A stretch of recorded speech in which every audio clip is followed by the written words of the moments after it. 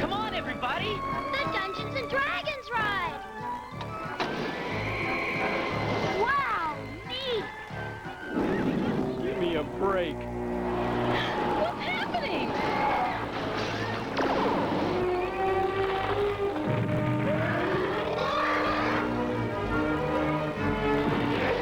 Oh, no. No sweat.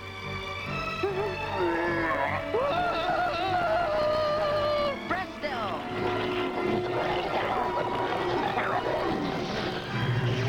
Back off!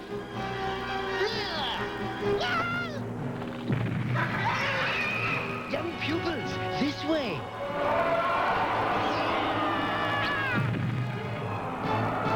The Dungeon Master, help!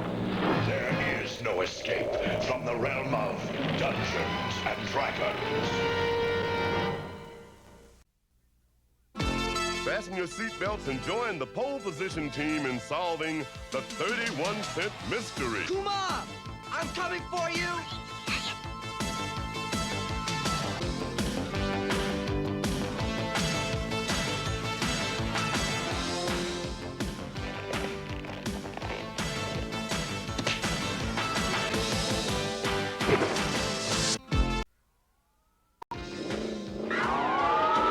Rev up for excitement with the pole position team. Today's adventure, the Code.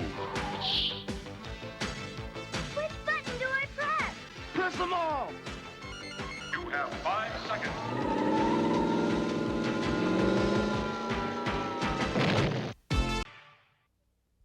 In the last episode, the sorceress sent Adam to the world of Etheria. Adam was to find someone there and give them a very special sword. But when Adam discovered that Etheria was ruled by villains known as the Evil Horde, he became He-Man to help a band of rebels fight the Horde, only to be captured by a young woman named Adora, who turned out to be the very person he was sent to find. And now, Chapter 2 of The Sword of She-Ra.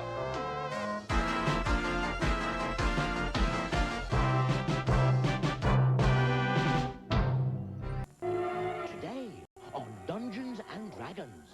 Are you sure we're still on the path? Uh-oh.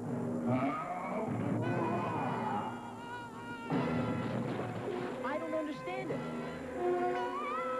Whoa!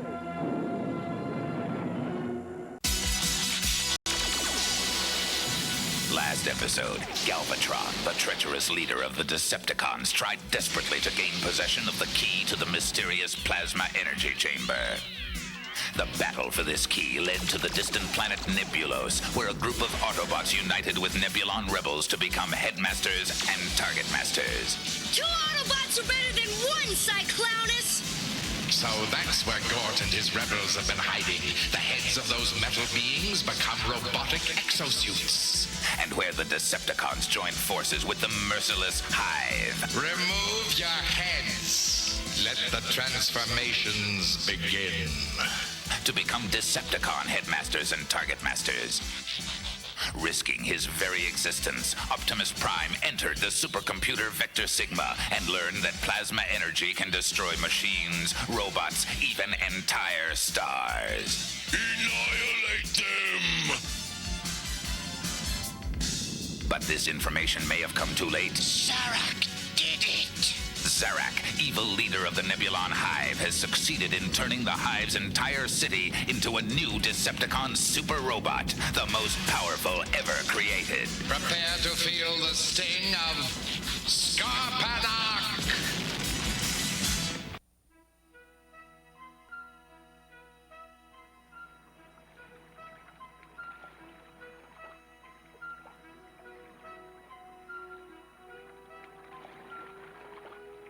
On the tropical island of Bali lies an ancient and mysterious expanse of watery jungle known as Demon Swamp, where a strange new form of robot now stalks the unwary traveler.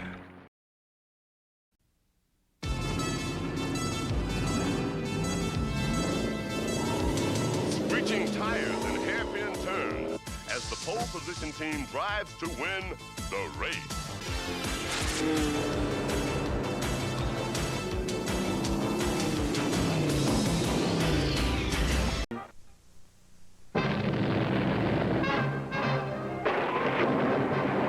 Today on Dungeons and Dragons.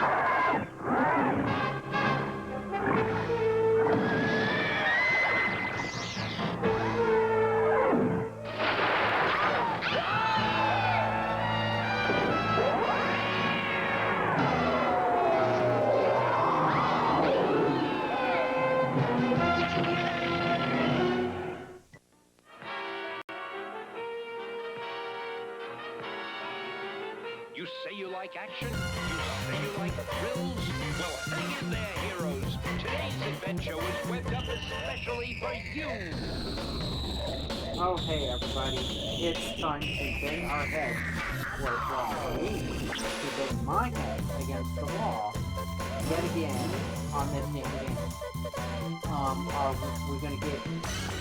I got very, very close last time. Who the hell knows if I'm going to repeat that feat.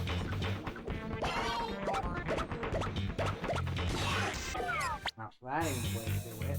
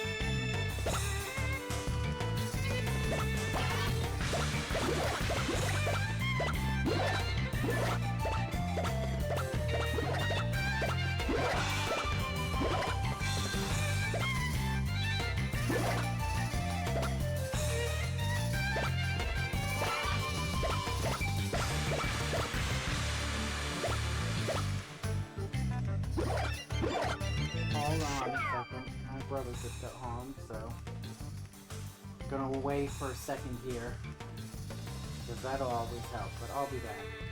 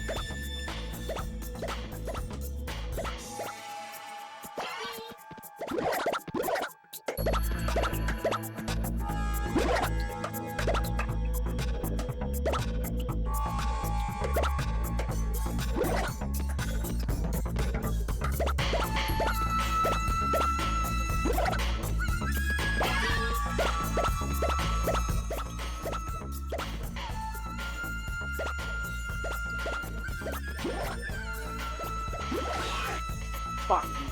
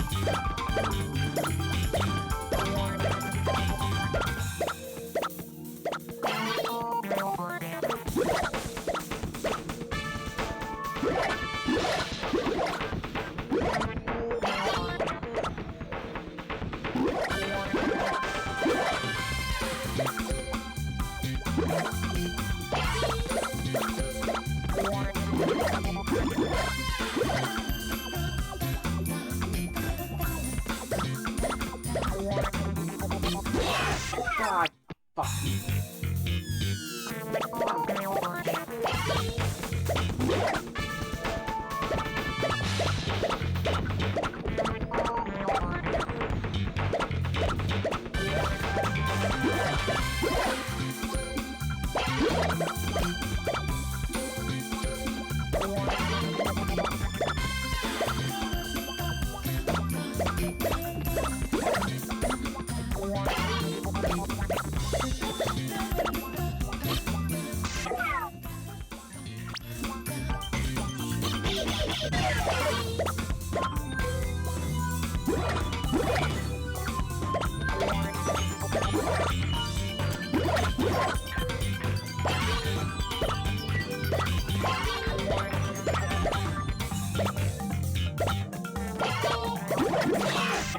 God damn it, oh wow.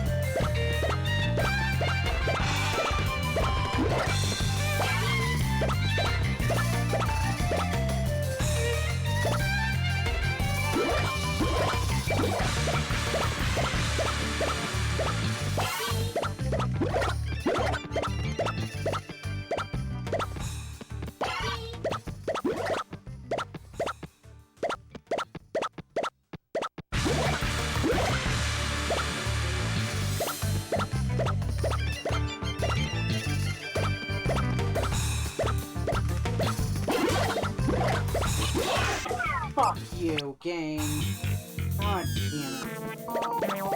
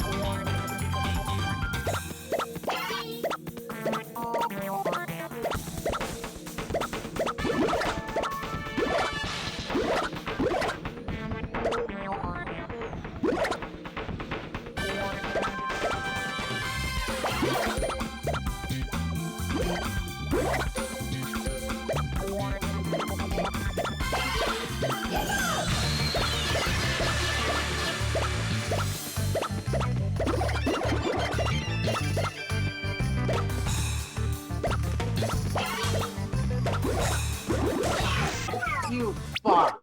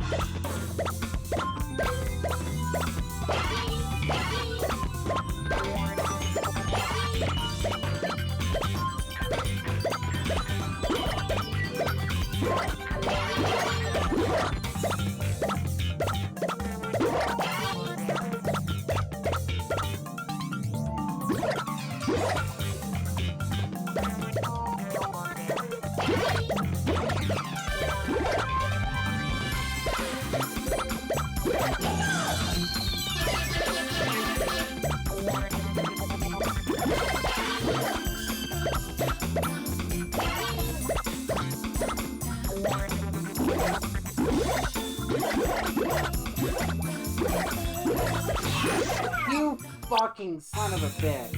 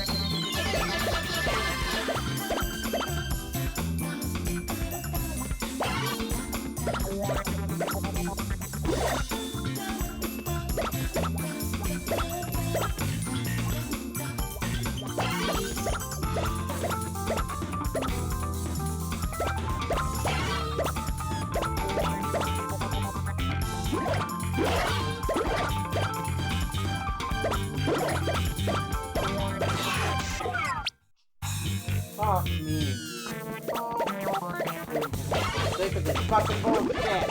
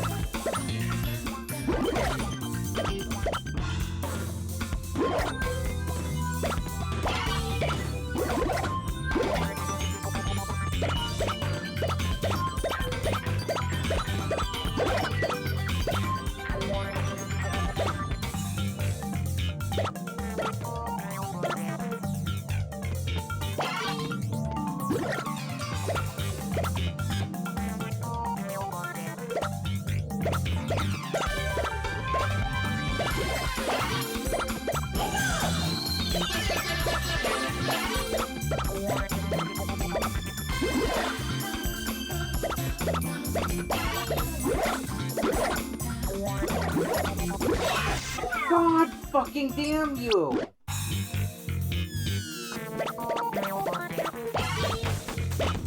Fucking game starting to piss me off.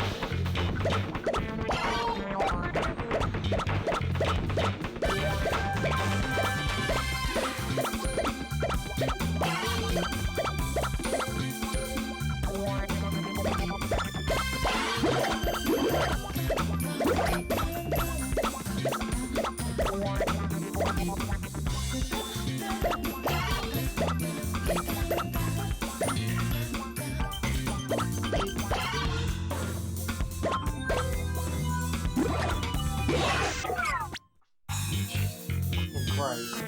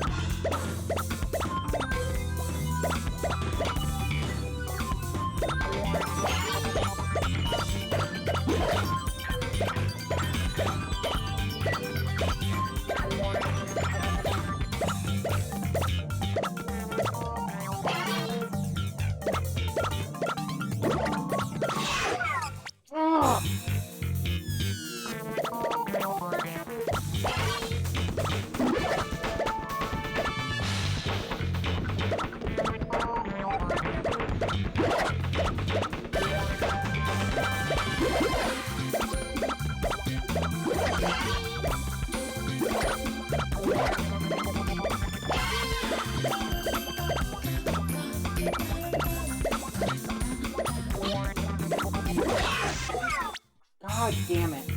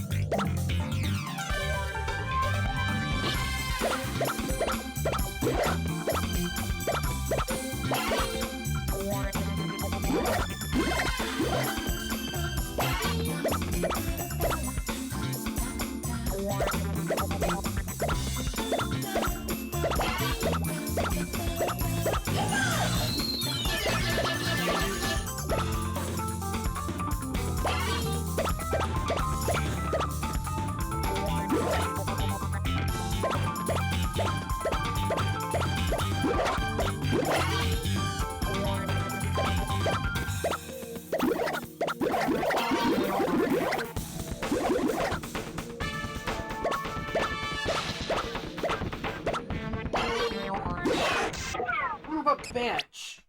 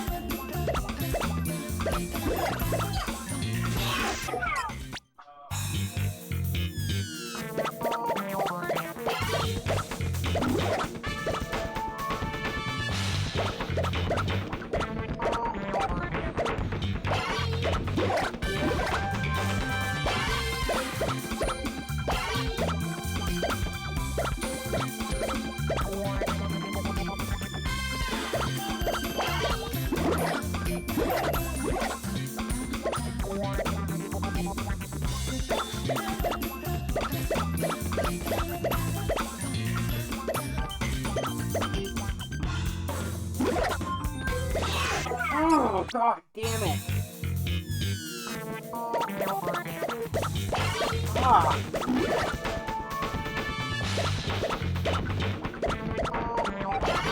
Can't wait for being patient. I can't wait for fucking just logging through shit. I can't fucking win. Oh shit. That's fucking 3,000.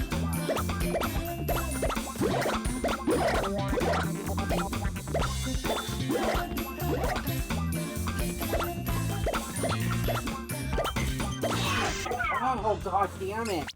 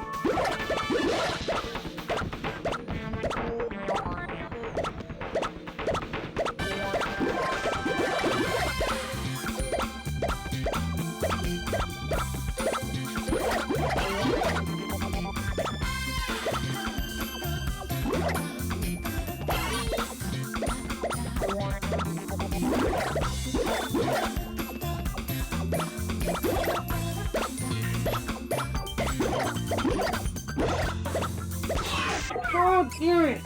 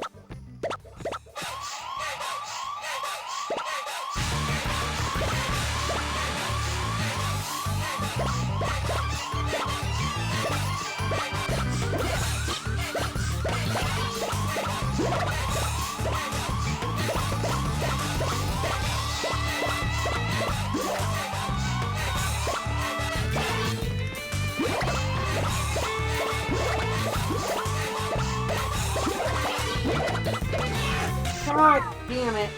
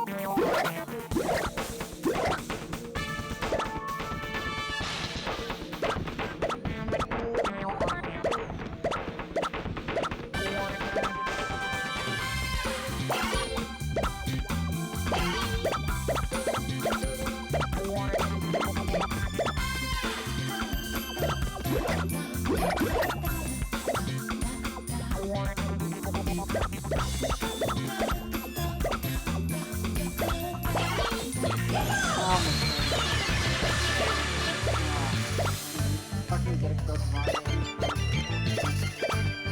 all today.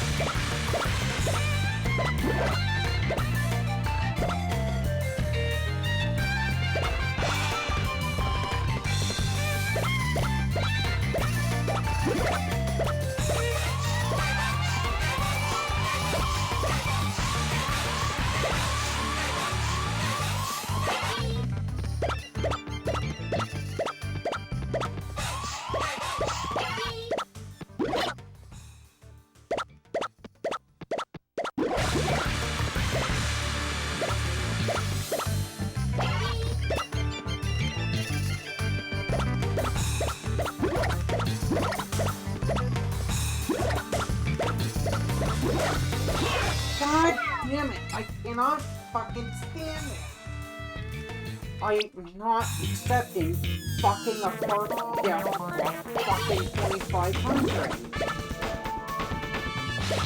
Preferably fucking 3,000. But no. I can't even get the fucking 2. What's left fucking 3?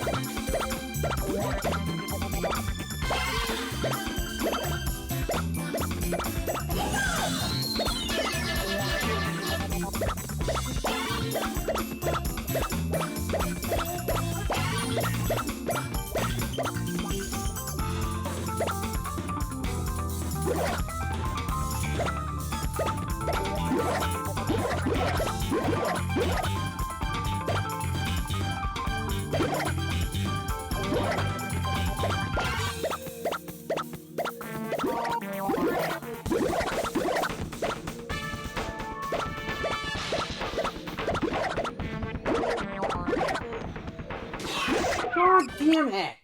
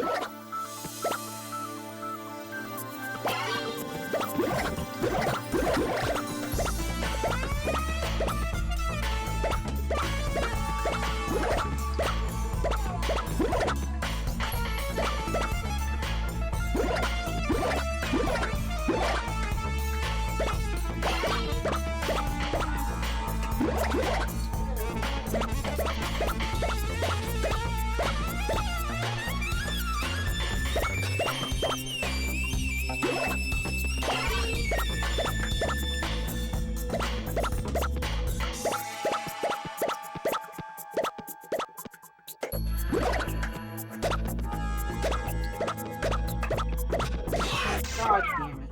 Whatever, we gotta fucking go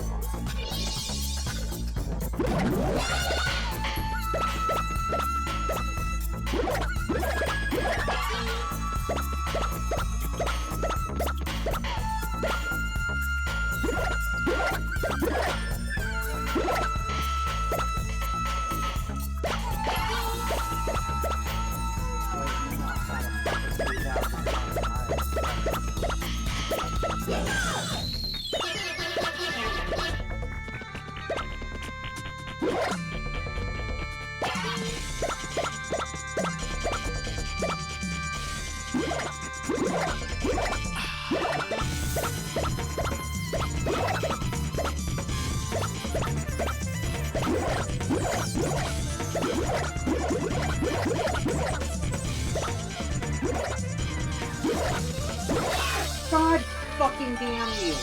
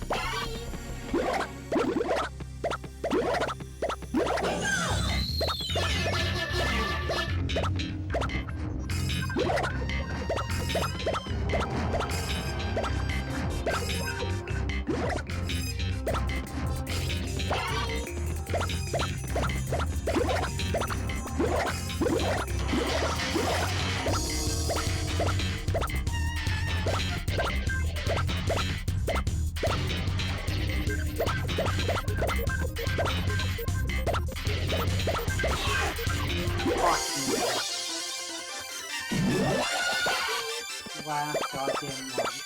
Fucking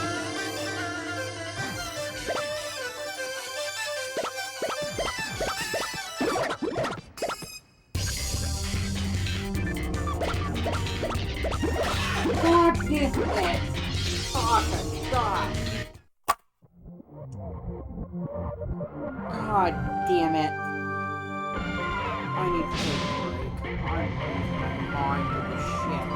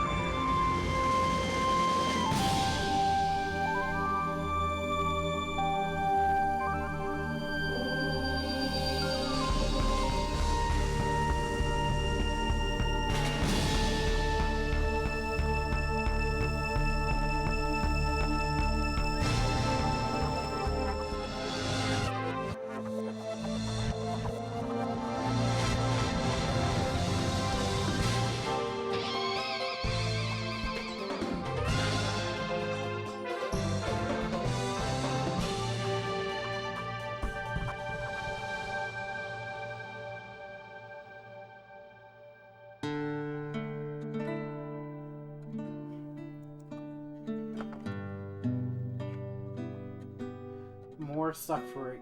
Well, maybe. The internet has decided that it wants to be an ad. pass here, so we're dropping frames left and right.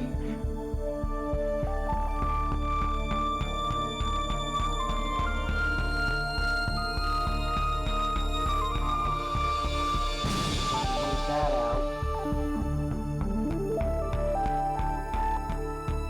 Fucking internet.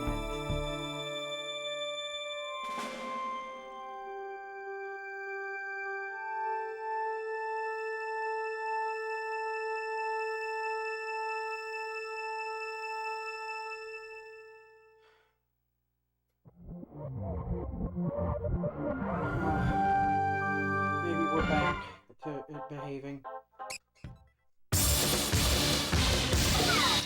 God damn it.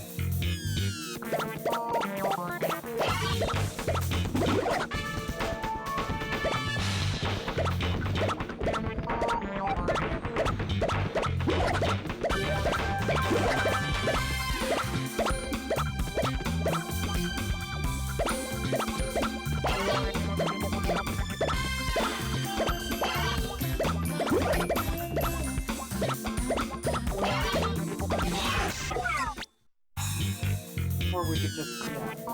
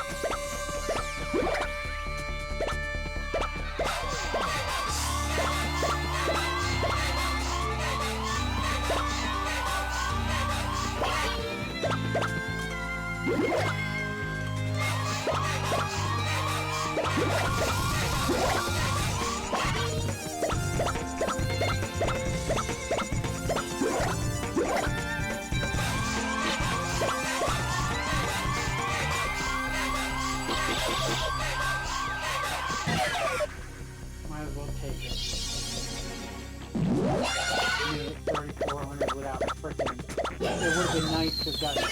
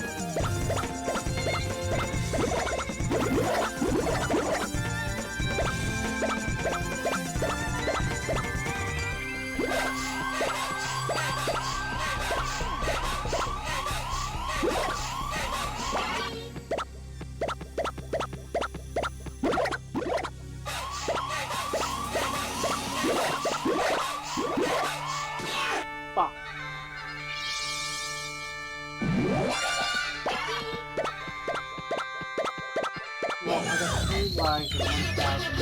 This is pretty much the best part so far.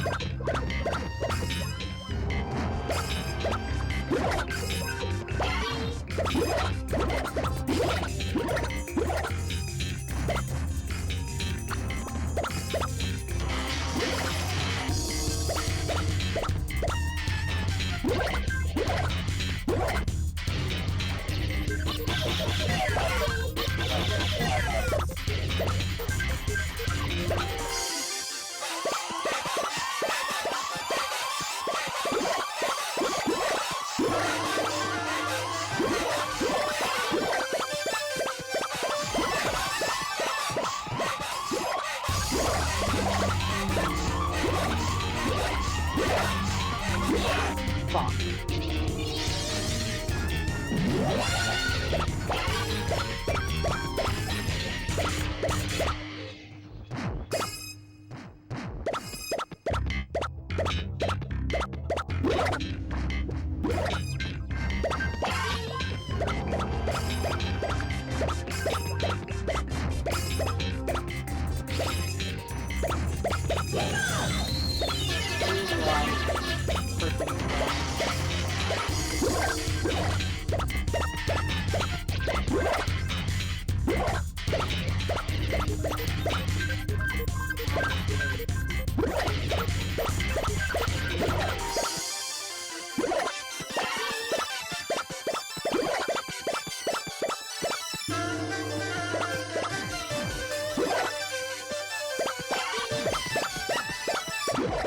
I can just...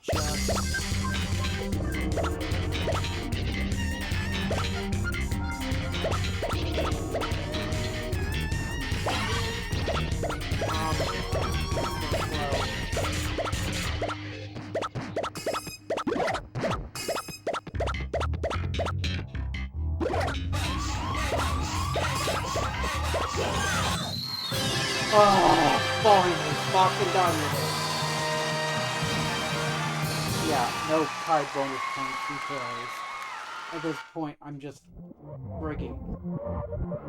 Yeah. I mean, because I'm not going to consider it a beaten game. Because it's... Yeah, I worried about this because it was... When I put it on the list, I was thinking in terms of the DS game. The DS game has a bunch of unlockable characters, in addition to the time attack and all the other bullshit. I mean, obviously, yeah.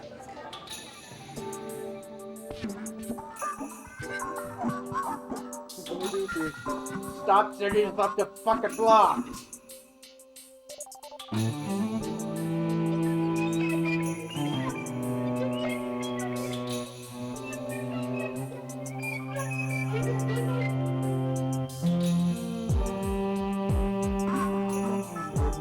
Munchies. It's like you got... Oh. The little... That's your food?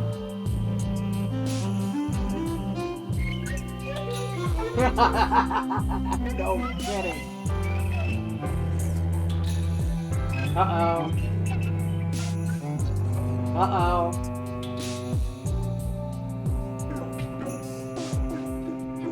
Sorry about the news.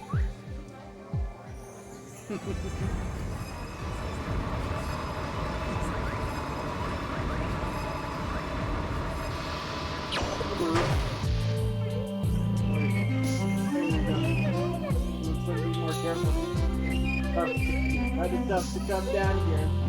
Yeah, no shit, Sherlock.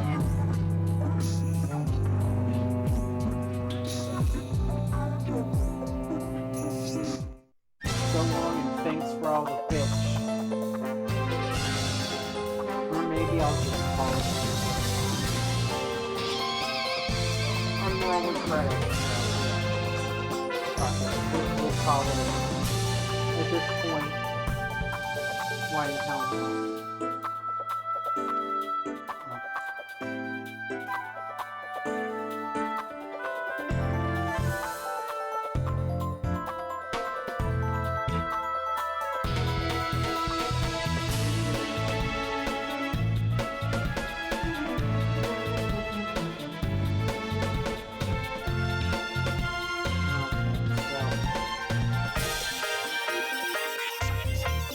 First and foremost, this damn game is on. Whoa, I'm not even in here.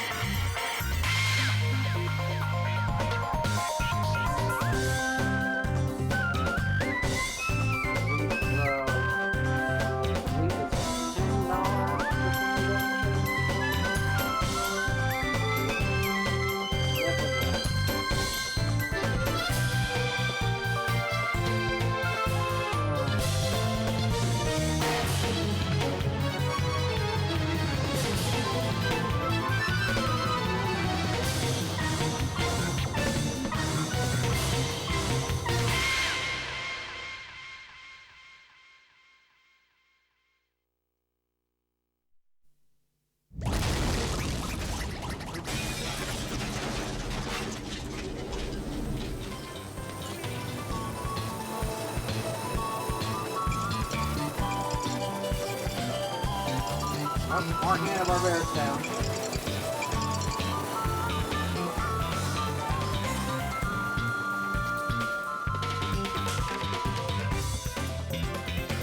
Oh, goodness.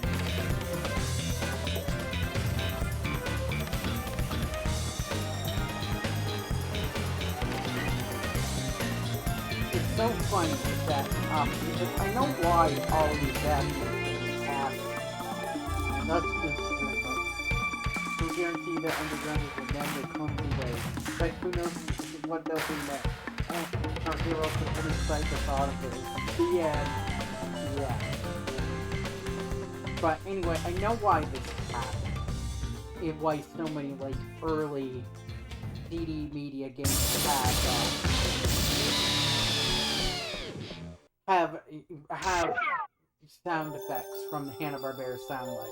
Because the gist of it is that Hanna-Barbera's last president was Fred Seaver, the guy, Frederator, you know. But anyway, the thing of it is that his raison d'etre from Ted Turner was essentially to take all the existing was to essentially, you know, strip mine everything from Hanna-Barbera that, I don't know, of value, and roll it over into Cartoon Network Studios, which is what happened.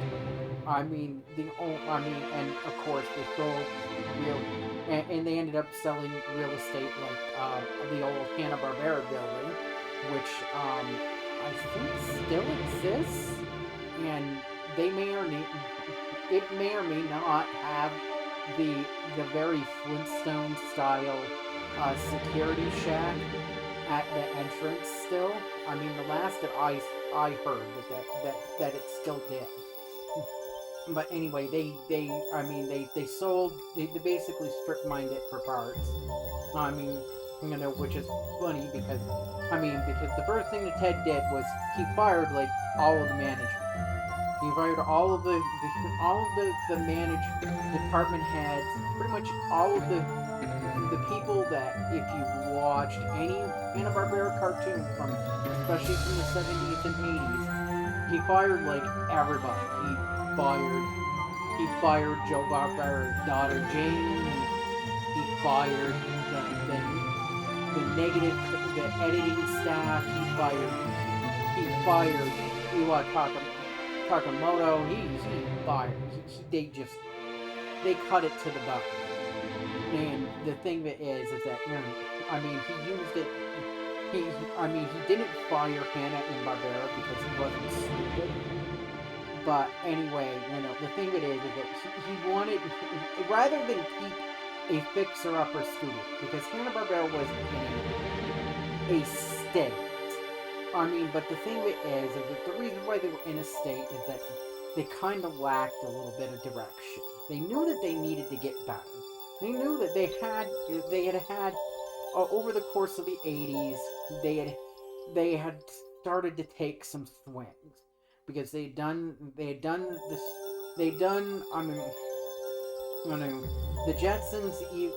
Jetsons revival, even though the new seasons of the show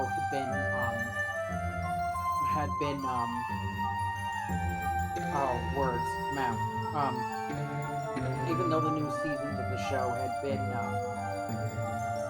had been done with their computer color system that they developed. The thing that is that it was kind of a big swing. And it was general, and once, because they knew there was they knew that one season of television was syndicate. I mean, it was one of the shows where they're like, we have one season, and we've managed to syndicate it for 20-some years. So people obviously like, let's make some more. And you got back all the cast. Literally everybody, and it's like George O'Hanlon Jr. He was legally blind, but he was so they had the line reading him, but he was so game for it, he did it. And the thing that is that you can't tell when you watch those I mean, there were certainly some issues and weirdness with those 80s episodes. Like, it had that little thing orbity, and, you know, it kind of, you know, and it uses the computer colors, so it looks a little cheaper. I mean, but, you know, but it was definitely, it was a thing, and then that led to the movie, which, of course, the movie turned into an utter disaster, because the goddamn movie, the problem with the movie was that, well, they still had all the cast, but the thing is that, I mean, you start, during the production of the movie, cast members died. Mel Blanc died. I mean, I think George O'Hanlon Jr., he died as well. So they had that. But the big thing was, those assholes at Universal, they were like, well, we need star power. So they take Janet Waldo, ironically, one of the two, the longest lived member of that goddamn cast, and they replaced her voice with Tiffany, and Tiffany was already pretty much done when they decided to do it.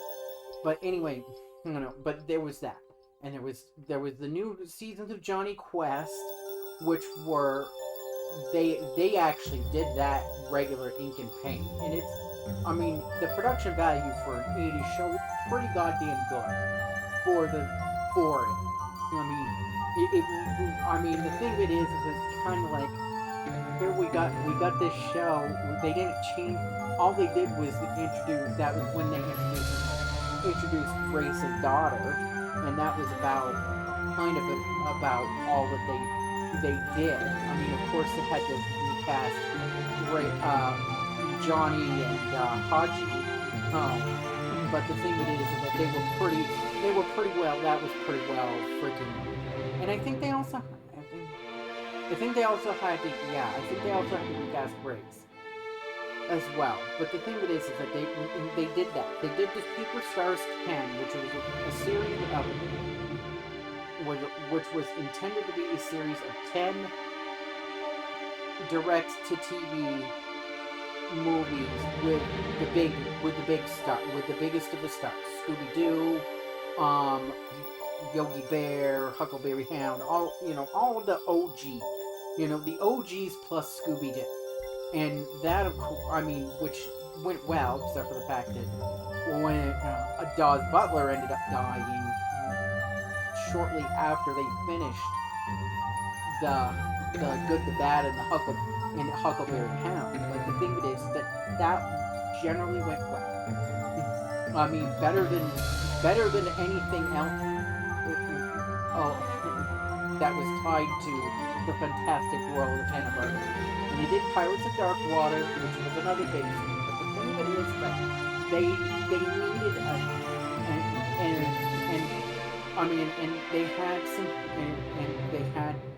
they had some signs that they were, that the quality was still there, but they needed direction. And the thing of it is that Taft falls apart, and that's how Turner managed to get his hands on it, and he was smart. He knew that he had a lot of cartoons as it was, because he had all of the MGM cartoons. He had a good. He had all of those pre-48 Looney Tunes and Merry Melodies. So he had a pretty good chunk of cartoons. And with Hanna-Barbera, he had enough to start his own cartoon cable network. The thing that is that he didn't want Hanna-Barbera to exist. He wanted his own. And it was just like, but anyway, so, he cleaned house. He installed Fred Siebert as the new president. And the thing that is, Fred Siebert was big thing, was to wind things down, and essentially create Cartoon Network Studios, which he did with the What a Cartoon, competition, which is where we got most of the last generation first generation Cartoon Network big shows like I mean Courage, The Cowardly Dog, and Johnny Bravo, and Dexter's Laboratory, the Powerpuff Girls, all that shit came from what I got cartoon. I mean, to some extent. But the thing of it is that he had had access to, in his early days in animation, he had access to like a record that had a record of some of Hanna-Barbera's like better stuff, like better sound effects and whatnot. And to pay it forward, he remastered everything in the Hanna-Barbera sound effects library. Had it remastered and had it released as a sound effects library that you could purchase without royalties and using your shows. And he also did it for, with that said, he also did it for the MGM cartoons, and there are a couple other ones that they did. And you can still get them. I think, I mean, at least digitally, I found them. But I can't remember. I think yeah, because there's like two of them. There's a Hanna-Barbera sound effect library. It's only available as fucking download. Unfortunately, for $248. When they had the CD, it was $495. And there's another one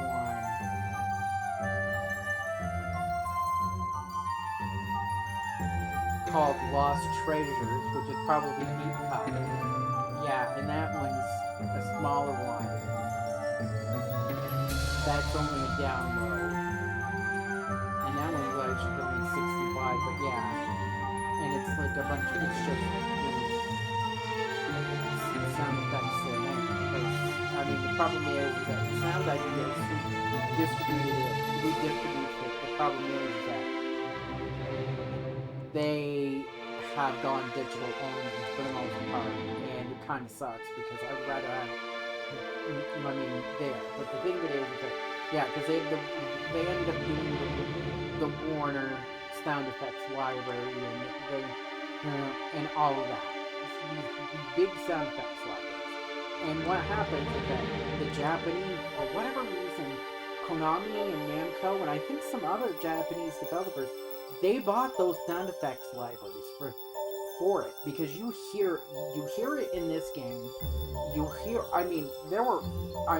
I was hearing it way back when, in 2020, when I freaking first played Symphony 9, and it's like, holy Jesus, it's all this freaking, I mean, because I'm a child of the 80s. These sound effects were in every the sound effects are so common, because, yeah, they were Hanna-Barbera sound effects, but Marvel ripped some of them off, Deletion ripped some of them off, even Film Roman and frickin' and Bill Melendez ripped them off. Everybody ripped, I mean, how even Deke had a few, and Deke was kind of, Deke was, kind of, cheap and weird, and they would let the Japanese do the sound effects for him and whatnot. But yeah, that was the thing. And it's like, but yeah, it's like, so I can recognize it, because I've heard them so many damn times. And I mean, so it's like, and of course I watch cartoons too damn much, and rewatch and what have you. But yeah, it's like, but yeah, it's they had those sound effects libraries, and obviously the Japanese devs like, we need CD quality sound, and they decided to go for, I mean, I'm guessing that Toei and Sunrise and all the Japanese animation houses didn't have an affordable sound effects library available royalty-free? I mean, because it just seems like, yeah, but, I mean, because the thing of it is, again, you had this, like, for the Hanna-Barbera sound effects library, the bulk of it, I mean, for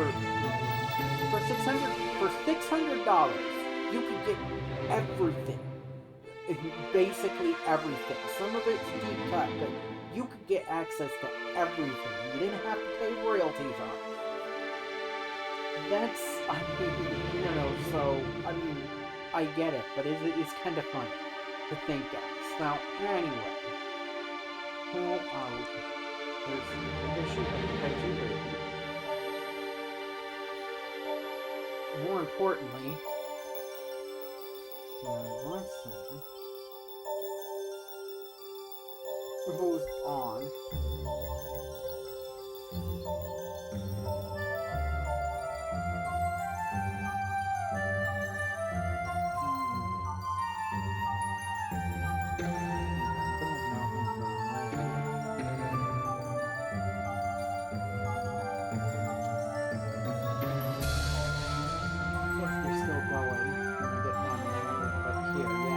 Next time,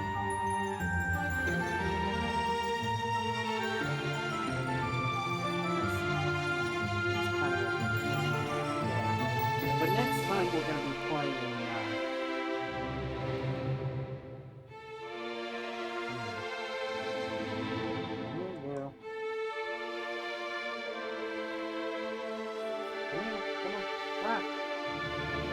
come on, load webpage. I understand you got a bit of some big dummy running his face, but yeah. Next stream will be Atlantis for the PlayStation. That was redeemed by Junkyard Dave.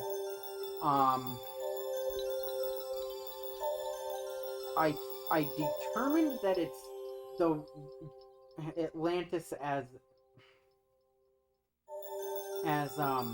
the adaptation of the Disney movie from 2001. It had like an action game on there. I determined that because when Dave reviewed it, I didn't remember because of course it was a very early edition on Flash Friday. So that's gonna be what the next thing that's probably gonna be.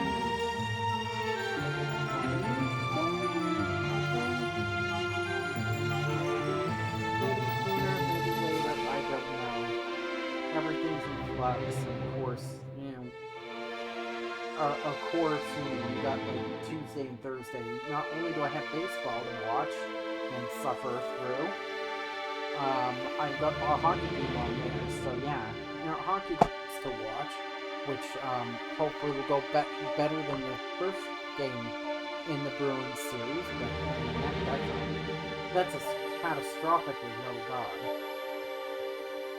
But anyway, that's where we're at. We're finally making through.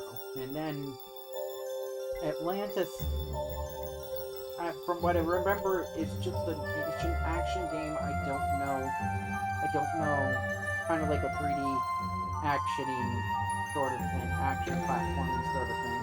I don't know how long it is. We'll find out when I try to pull up the walkthroughs and maybe maps and what have you. And, presumably there will be something to do 100% because it's a PlayStation 1 game. But that will be that. And then after that, it'll be Madden NFL 2001, which Moni redeemed, which of course is basically a gag on her part. And then excuse me. And then we will finally be on our White Elephant Challenge run a battle kit for the NES that we got from Sam. So that's kind of where we're at. Hopefully, I know that Madden unless I completely fuck things up, I know that Madden will be 1 or 2 streams. I mean, because I'll play as the Patriots. I mean, which is kind of handicapping myself because the Madden 2001 is the 2000 Patriots, and that's a pretty. I mean, until the post Brady era, that was by far the worst team that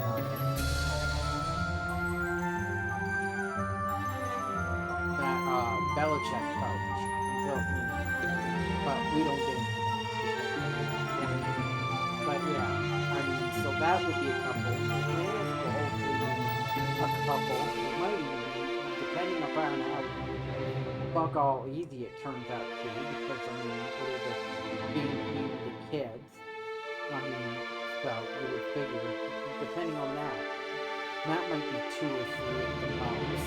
Well, Battle Kid could be, I mean, since I don't have to do bullshit hard difficulty, Battle Kid could be a 1 stream affair. I mean, because I don't have to do the impossible, the 1-hit kill, well, difficulties or anything like that. So, I mean, I can, not suck. And make things not suck for myself. So that's kind of where we're at. Yeah, so we might, what I'm saying is that by the end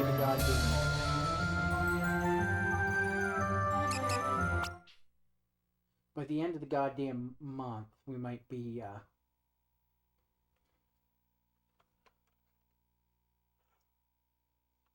of the woods, as it were. Oh, goodness.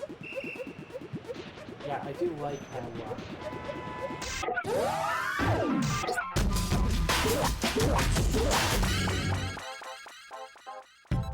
because we ain't doing, and again, last stream I tried out Surviving the Death.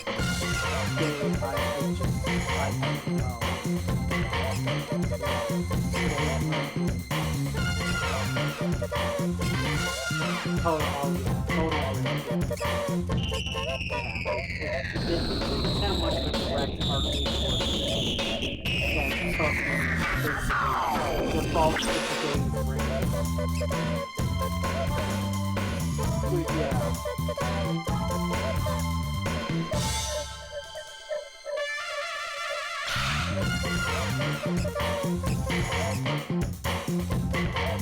That's something freaking hell. And we did like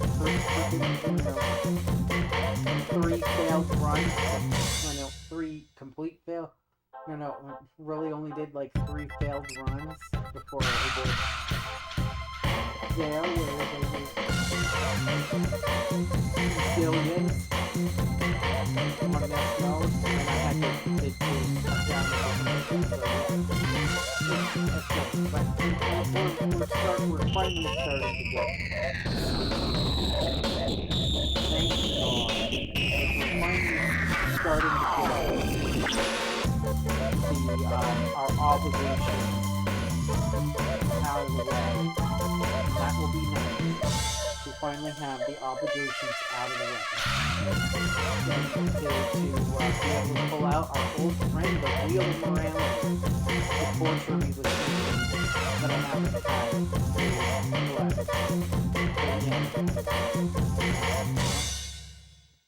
Doing rating there, rating after all. So we'll just